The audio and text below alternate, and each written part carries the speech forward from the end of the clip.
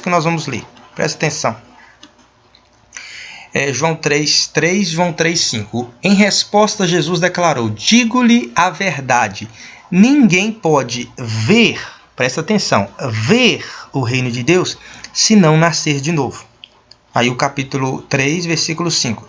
Respondeu Jesus: digo-lhe a verdade, ninguém pode entrar no reino de Deus se não nascer da água e do Espírito. Nascer do Espírito aqui é a mesma coisa que nascer de novo. Então o requerimento a mais aqui é só o nascer da água. Então nós temos aqui 3 grupos também. Nós podemos subentender que nós temos 3 grupos. Assim como quando eu li o primeiro texto, eu entendi que temos 3 grupos: os que não têm o fundamento, aqueles que apenas creem no Senhor Jesus, ou seja, eles têm o fundamento, e o terceiro grupo que eles têm o fundamento e ainda têm obras dignas de recompensa.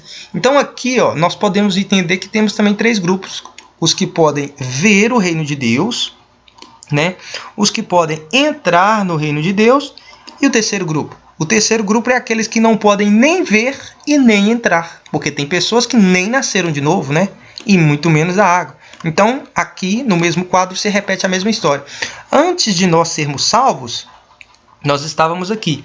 Nós fazíamos parte do grupo que não podia nem ver e nem entrar no reino de Deus. Nem ver e nem entrar.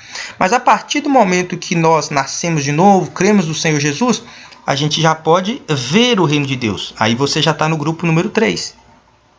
E a partir do momento que você nasce de novo, você tem a opção ou não de também buscar nascer da água, que é um terceiro, é um elemento a mais. Primeiro nasce de novo e depois nasce da água. Se nascer da água, vai poder entrar no reino de Deus. Entrar no reino de Deus. Olha, não ver e nem entrar, grupo número 2. Grupo número 3, apenas ver o reino de Deus, porque eles nasceram de novo. E o grupo número 4, eles podem entrar no reino de Deus. Eles podem entrar no reino de Deus. E o que é entrar no reino de Deus? Esse texto ele tem uma interpretação dupla. Ele pode se referir tanto ao presente como ao futuro. Tanto uma interpretação para o presente como uma interpretação para o futuro, sem nenhuma contradição. Como que seria uma interpretação do presente? Ver o reino de Deus é aquele cristão que ele é tipo um espectador. Ele está vendo o que acontece. Ele nunca está participando das coisas que Deus está fazendo na terra. Ele está vendo. Ele creu no Senhor Jesus, ok, é salvo, mas ele é um espectador.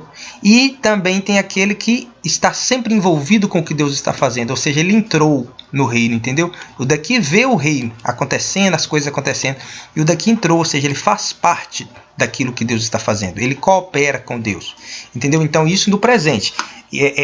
Entrar aqui seria tipo entrar numa realidade, entrar num âmbito espiritual, onde você participa daquilo que Deus está fazendo, onde você vive uma vida que agrada a Deus, onde você cumpre a vontade de Deus aqui na terra antes de Jesus voltar. Só que quando Jesus voltar, aí já é a interpretação futura. Presta atenção. A interpretação futura é a seguinte: quando Jesus voltar, ele vai reinar sobre a terra. Nós temos aqui, entre a eternidade passada e a eternidade futura, esse quadro azul aqui é a eternidade passada. Esse quadro azul de cá é a eternidade futura. Então, toda a eternidade todo o escopo da Terra está dentro desses 2 períodos de eternidade, a eternidade passada e a eternidade futura. Então, quanto tempo que vai durar o período entre um e outro? Vai durar 7.000 anos. Vai durar 7.000 anos. Por quê? Porque Deus, ele criou a semana em 7 dias, né? E a Bíblia fala em Isaías 46, 8, 10, se eu não me engano, que ele anunciou o fim desde o início. O que ele anunciou o fim desde o início? E no início ele criou em 7 dias e descansou no 7º.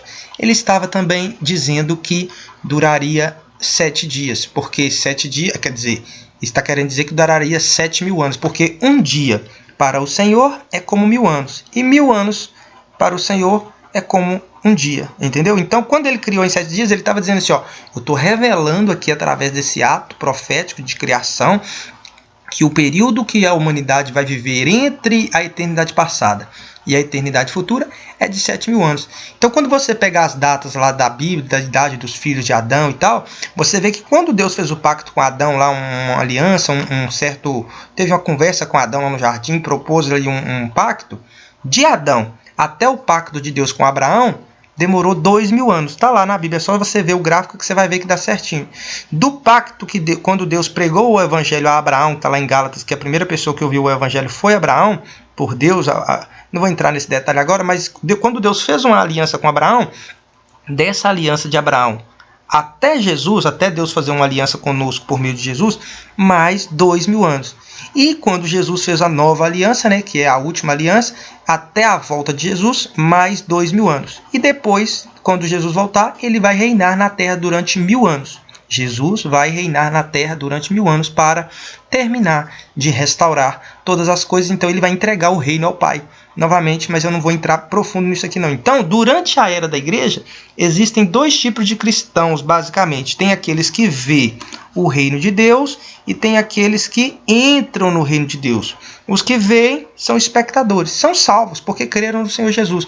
Mas os que entram é porque eles vivem, eles fazem parte, eles estão inseridos numa realidade espiritual onde eles cumprem a vontade de Deus. Eles andam de maneira agradável a Deus e por isso eles entram no reino de Deus presente. Existe reino de Deus presente.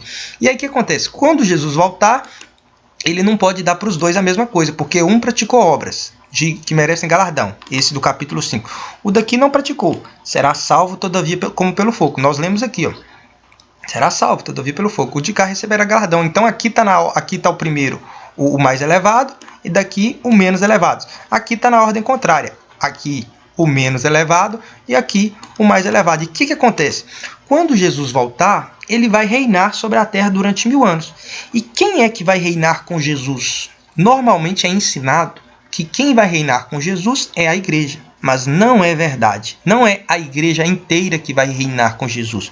Só vai reinar com Jesus aquele que entrar no reino de Deus. Por quê? Porque a interpretação futura disso é você fazer parte daquele grupo de pessoas que vão reinar com Jesus. E os outros vão ficar no inferno eternamente? Vão ficar o quê?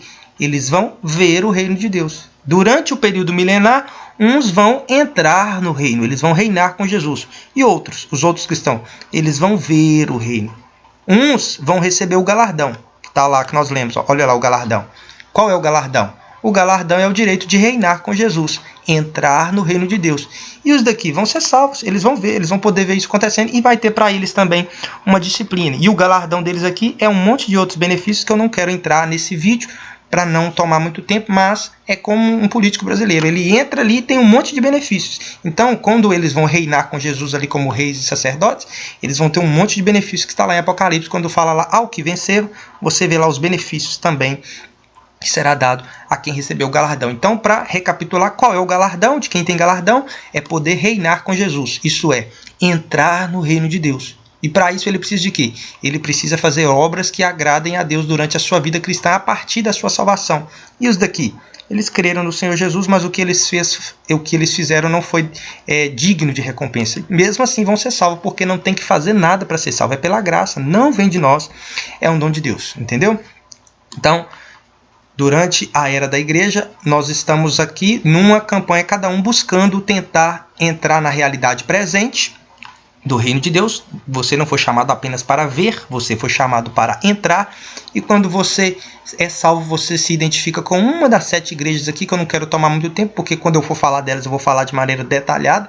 Mas todas as igrejas aqui são pessoas que podem pelo menos ver o reino de Deus. Quando Jesus fala com elas, ele está falando de ver o reino de Deus, né? Ele está querendo dizer assim, ó, o Espírito diz às igrejas, ou seja, já é salvo. Se é igreja, é salvo. E se é salvo, já pode pelo menos ver. Aí quando Jesus traz uma exortação, ele quer que eles corrijam o que está errado para poderem entrar no reino de Deus, tanto no presente, viver na realidade do reino de Deus atual, para quando Jesus voltar, eles poderem participar da manifestação do reino de Deus, ou seja, reinarem com Jesus durante 1000 anos.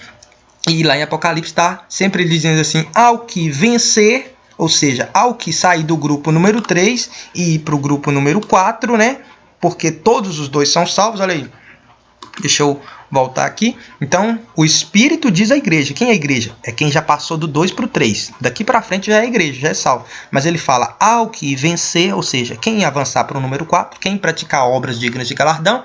E aí ele fala que vai reinar com Jesus, que vai receber vestes brancas, que vai receber uma série de benefícios, entendeu? Mas vamos continuar aqui, depois eu vou falar sobre todos esses textos de maneira profunda para a gente não tomar muito tempo. Olha lá.